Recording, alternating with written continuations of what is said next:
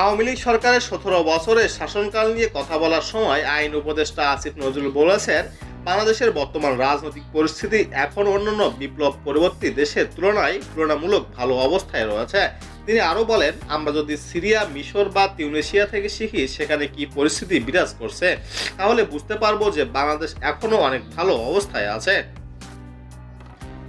বিশেষত স্বাধীনতা যুদ্ধের পর বাংলাদেশে যে পরিস্থিতি হয়েছিল তার তুলনায় এখন আমরা অনেক উন্নত অবস্থানে আছি।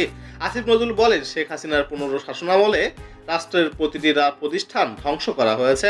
তিনি নিজে এককভাবে ক্ষমতায় পরিণত হয়েছেন এবং রাষ্ট্রের সিস্টেমগুলোতে ব্যাপক ক্ষতি সাধন করেছেন। এছাড়াও সরকারের বিরুদ্ধে নানা সমালোচনার বিষয়ে তিনি মন্তব্য করেন। তার দাবি, তার বিরুদ্ধে নানা অপপ্রচার চালানো হলেও তিনি কখনো মামলা করতে যাননি। আমার নামে বহু বাজে কথা বলা হয়েছে, তবে কখনো মামলা করিনি, এটুকুতেই সংস্কারের চিহ্ন, বলেন তিনি।